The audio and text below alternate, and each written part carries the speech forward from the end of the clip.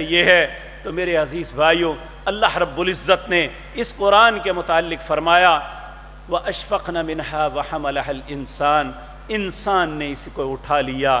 تو اے حضرت انسان، آج کی مجلس میں آپ کے سامنے یہ بات رکھوں گا تاکہ کہنے والا اور سننے والے سوچیں کہ جس عظیم امانت کو اللہ نے ہمیں عطا کیا، جس کی عزت و شرف یہ ہے، آپ دیکھیں دنیا کے اندر کوئی بھی مصنف حرف آخر نہیں ہوتا، ایک آنے والے وقت میں اس سے بہتر مصنف، اس سے بہتر تصنیف آ جاتی ہے۔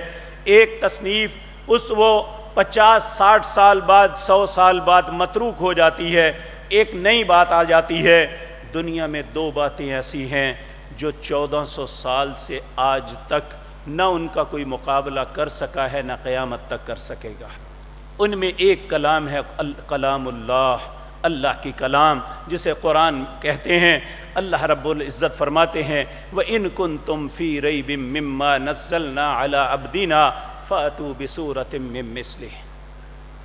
اگر تمہیں اس کتاب میں، اللہ کی کلام میں شک ہے کہ نامعلوم، کیونکہ اس وقت کے کفار نے ہمیشہ رسول اللہ پہ یہ الزام اور بہتان لگایا کہ نبی کریم صلی اللہ علیہ وسلم اپنے پاس سے لکھتے ہیں یا بعض لوگوں سے سیکھ کے لکھتے ہیں۔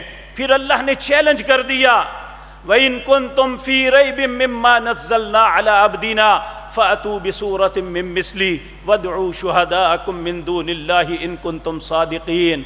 اگر تم سمجھتے ہو، تمہیں شک ہے کہ اللہ کی کلام نہیں ہے، تو ایک اس جیسی صورت بنا کے لے آؤ۔ فَأْتُوا بِسُورَةٍ مِّن مِّثْلِهِ وَادْعُوا شُهَدَاءَكُم مِّن دُونِ اللَّهِ، اللہ کے علاوہ جن کو بلا سکتے ہو، دنیا کے سارے اسکالرز اکٹھے کر لو، دنیا کے سارے دانا اور عقل مند اکٹھے کر لو، دنیا کے پڑھے لکھے سب کو اکٹھے کر لو، شاعروں کو، ادیبوں کو اکٹھا کر لو۔ فَأْتُوا بِسُورَةٍ مِّن مِّثْلِهِ، اس جیسی ایک صورت بنا کے دکھا دو۔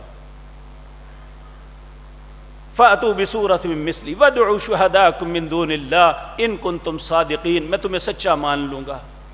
پھر اللہ خود ہی فرماتے ہیں فَإِن لَّمْ تَفْعَلُوا، یہ کبھی نہیں ہو سکے گا، وَلَن تَفْعَلُوا، ہرگز نہیں ہو سکے گا۔ فَإِن لَّمْ تَفْعَلُوا وَلَن تَفْعَلُوا فَاتَّقُوا النَّارَ الَّتِي وَقُودُهَا النَّاسُ، ڈرو اس آگ سے جس کا ایندھن لوگ ہوں گے۔ آج آگ کے اندر لکڑی کو، کوئلے کو، آئل کو ڈالا جائے، آگ بھڑکتی ہے۔ لوگوں، جہنم کی آگ وہ ہے جس کا ایندھن انسان اور پتھر ہے۔ جب انسان کو ڈالا جائے گا تو وہ بھڑکے گی، اور العیاذ باللہ، اللہ ہم سب کو اپنی پناہ میں رکھے۔ تو جو قرآن کے معاملے میں شک میں مبتلا ہوتا ہے وہ جہنم کا ایندھن ہے۔ اللہ کہتے ہیں فَاتَّقُوا النَّارَ الَّتِي وَقُودُهَا النَّاسُ وَالْحِجَارَةُ اعدت للکافرین، اس قرآن کا انکار کرنے والوں کے لیے ہم نے تیار کی ہوئی ہے۔ العیاذ باللہ، اللہ ہم سب کو اپنی پناہ میں رکھے۔ اب یہاں سوچ آ سکتی ہے، شاید کسی نے کوشش نہیں کی، واللہ بہت سے لوگوں نے کوشش کی۔ ان میں ایک کوشش رسول اللہ کے زمانے میں ہوئی تھی۔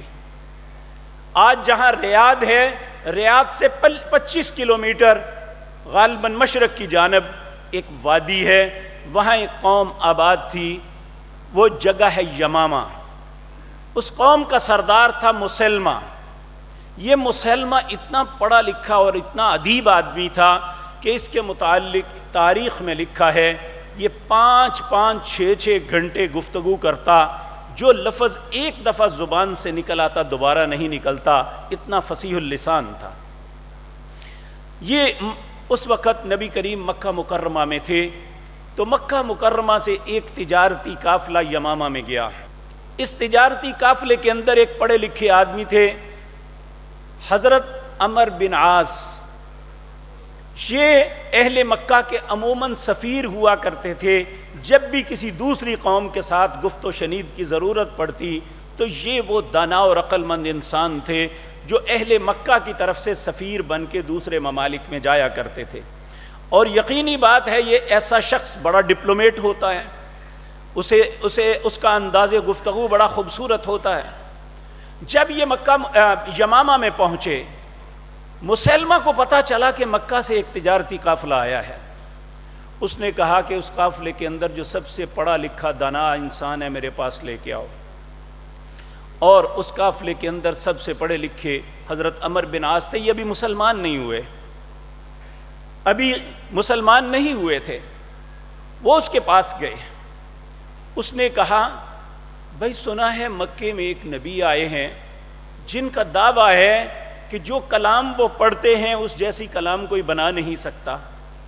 کہتے ہیں ہاں یہ تو انہوں نے کہا ہے. تو کہا کوئی نئی بات آپ نے سنی ہے؟ تو انہوں نے فوراً کہا ہاں میں نے ایک بات سنی ہے, بڑا تعجب ہے اس پہ مجھے. انہوں نے سورت عصر, یہ 3 آیتوں پہ مشتمل ایک سورت ہے, والعصر ان الانسان لفی خسر الا الذین آمنوا وعملوا الصالحات وتواصوا بالحق وتواصوا بالصبر. یہ قرآن کی سب سے چھوٹی 2 سورتیں ان میں سے ایک ہے. ایک سورت الکوثر ہے, ایک سورت العصر ہے. حضرت عمر بن عاص نے یہ پڑھ کے سنائی, ہنس پڑا, کہنے لگا لو میں بھی تمہیں اس جیسی صورت بنا کے دکھاتا ہوں. عمر بن عاص کہتے ہیں میں دل میں بڑا خوش ہوا, اگر اس نے بنا لی تو ہم تو مقابلہ کریں گے جا کے. یہ کہنے لگا جو سنو, کہنے لگا یا وبر فإنہم اذنان والصدر. پھر اپنے سینے پہ ہاتھ مار کے کہتا ہے کیوں میں نے صورت بنائی کہ نہیں. اور یہ معنی اس کا سے دیکھیں, والعصر کا معنی کیا ہے؟ زمانے کی قسم ہے. ان الانسان لفی خسر, انسان خسارے کی طرف جا رہا ہے. الا الذین آمنوا وعملوا الصالحات, جو شخص ایمان لائے اور اس نے نیک عمل کیے. وتواصوا بالحق, جس نے حق کا ساتھ دیا. وتواصوا بالصبر, اور صبر کا ساتھ دیا, وہ شخص کامیاب ہے, باقی سب خسارے میں ہیں. اب اس نے جو کہا, کہنے لگا یا وبر, اے جنگلی چوہے, فإنہم اذنان, تیرے 2 بہت بڑے بڑے کان ہیں, والصدر, اور چھوٹا سا سینہ ہے. پھر کہنے لگا کیوں عمر میں نے صورت بنائی کہ نہ. عمر بن عاص مسلمان نہیں تھے لیکن تھے پڑھے لکھے دانا. کہنے لگے واللہ باللہ سمت اللہ. عرب جب بھی قسم اٹھاتے ان کلمات کے ساتھ اٹھاتے, اللہ کی قسم, پھر اللہ کی قسم, پھر اللہ کی قسم, پھر اللہ کی قسم. تو بھی جانتا ہے میں بھی جانتا ہوں, انکا, بے شک تو, کذاب, جھوٹا ہے. محمد الرسول اللہ نے جو سورت پڑھی وہ تو انسان کی پوری زندگی کا احاطہ کرتی ہے, اسے زندگی کی گائیڈ لائن دیتی ہے, اور تو ایک چوہے کی شکل بنا کے کہتا ہے میں نے مقابلہ کیا ہے. میں پھر اللہ کی قسم کھا کے کہتا ہوں, اور اب تو بھی اپنے دل سے پوچھ, تو جھوٹا ہے اور جھوٹ بول رہا ہے. حضرت عمر بن عاص کہتے ہیں شرمندگی سے اس نے اپنا سر جھکا لیا.